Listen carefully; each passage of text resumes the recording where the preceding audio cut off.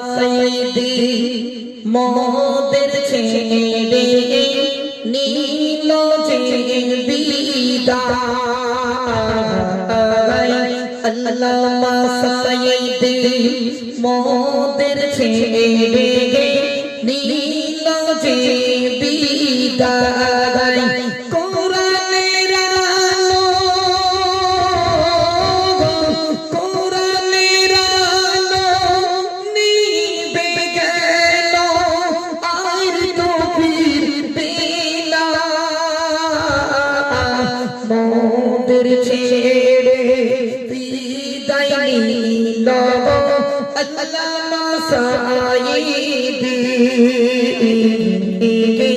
মোদের ছেড়ে বিদায় নিল আল্লামা সাইদি। চিরতরে বিদায় নিয়ে কবরে চলে গেল। মেরে দিল কে? হাসিনা। তাহলে ওর একটার দাগ মারির দরকার। হ্যাঁ, এবার মরে যাবে। বাংলাদেশে চটি চটি জুতো সেলাই করার থেকে নিয়ে আর ক্যামেরা তোলা পর্যন্ত লোক সবার পেছনে লেগে গেছে, তাই না? সোশ্যাল মিডিয়া দেখেছেন না? জি, আমি আল্লাহর কাছে দোয়া করি ও তাড়াতাড়ি মরে না। ও মরে না বলে বাংলাদেশে যাচ্ছেন না। সত্যের কথা বলছি, বাংলাদেশে আমাদের অনেক প্রোগ্রাম আসে। বাংলাদেশের শিল্পীরা আমাদের কাছে আসে রমজান মাসের 20 তারিখে আমার বাড়িতে চলে আসে। টোটালি 1 মাস থাকে। ইউটিউবের ভাইরাল হলে শিল্পী আমার কাছে আসে, 1 মাস থাকে। 1 মাস থেকে ওরা ঈদের অনুষ্ঠান প্রোগ্রাম করে আমাদের সাথে করে তারা বাড়ি চলে যায়। খুব ভালো গজল বলে। জি, এর নাম দুটো কি? মুজাহিদ ভাই, যে কলরবের বড় শিল্পী। আবু মুজাহিদ ভাই দুজনে আছে ইনশাল্লাহ আমাদের কাছে। শিল্পী লাগলি বলবেন ঈদের সময়। তো আমরা আসতে পারবো না, আমাদের অলরেডি 19 দিন বুকিং আছে চাঁদরাত থেকে। আমাদের গ্রুপ মদিনা দিওয়ানা বাংলাদেশ শিল্পী, তারা আমাদের বাড়ি খাওয়া দাওয়া করে, অসাধারণ গজল তারা পরিবেশন করে। চলুন সেই হাসিনার গজল ইউটিউবে দেখবেন মিলিয়ন মিলিয়ন ভাইরাল, সেটি আমার নিজস্ব লেখা পরিবেশন করছি। মন দিয়ে শোনান। বাংলাদেশের সেরা বেঈমান নামটি হাসিনা, ভাইরাল তেরি মুসলিম তোমায় ক্ষমা করবে না। বাংলাদেশের সেরা বেঈমান নামটি হাসিনা, ভাইরাল তেরি মুসলিম তোমায় ক্ষমা করবে না। মুসলমানের নয়ন মনে দিলওয়ার হুসাইন সাইদি, বিনা দোষে করুন কেন জেলের কয়দে। জবাব তোকে দিতে হবে ওরে হাসিনা, জবাব তোকে দিতে হবে ওরে হাসিনা। নয়ন মোদের বজধনে বন্ধ হবে না।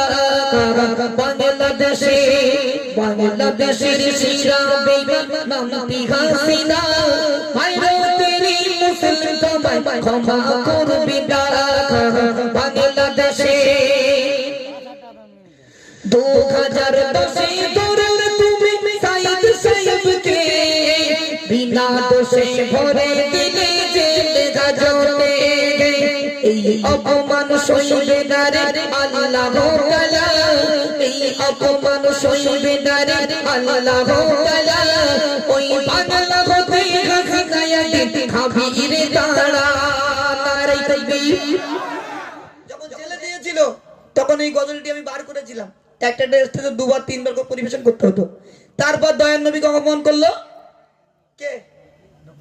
নুপুর শর্মা। আমি ভালোবেসে নাম দিয়েছি কুকুর শর্মা। ইউটিউবে দেখবেন অনেক ভাইরাল। জি, তারপরে নরেন্দ্র মোদী এসে বাবরি মসজিদ ভেঙে দিল, রাম মন্দির তৈরি করলো। রাম মন্দির হয়ে গেছে না? তো বাবরি মসজিদ নিয়ে আমার দুটো গজল আছে। একটা আছে জাগো জাগো সবাই জাগো বাংলারি মুসলমান, জাগো জাগো সবাই জাগো ভারতেরি মুসলমান। চুপি করে থেকো না বসে, করো জের প্রতিবাদ। তোমরা জাগো জাগো সবাই জাগো বাংলারি মুসলমান, জাগো জাগো সবাই জাগো বাংলারি মুসলমান। যখন বাবরি মসজিদ ভেঙে দিয়েছিল তখন এটি লিখেছিলাম। তারপর কিছুদিন পরে আসলো কুকুর শর্মা, এসে দয়ার নবীকে অপমান করে দিল। ঠিক না ভুল? তাহলে দেখুন আমরা মুসলমান, আমি একজন কবি, একজন গজল লিখনেওয়ালা। আল্লাহ আমাকে বলার হক দিয়েছে লেখার, আমি লিখেছি, পরিবেশন করেছি। জন্ম নিয়েছি, মৃত্যু কনফার্ম। তারপর আসলো পুকুর শর্মা। পুকুর শর্মার জন্য লিখেছিলাম, যেটা ইউটিউবে সব থেকে ভাইরাল। জি, এরা কি লিখেছিলাম এটা দাও। ময়ূর নবীকে করল অগোচরা অপমান, ময়ূর নবীকে করল অগোচরা অপমান, সেই নবীকে ভালোবেসে দিয়ে দেব জাগা।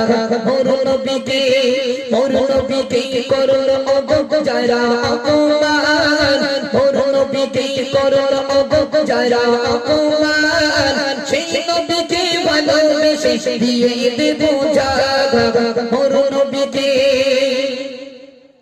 ইতিহাসের পাতা খুলে দেখো, এমন রেকর্ড পাবে না, মুসলমান কারো ধর্মে আঘাত করে না।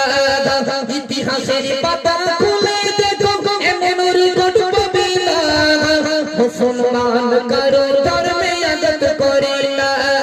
তবে নূপুর শর্মা ময়ূর নবীকে কেন করলে অপমান, তবে নূপুর শর্মা ময়ূর নবীকে কেন করলে অপমান, ওরে নূপুর শর্মা তুই মনে রাখিনা।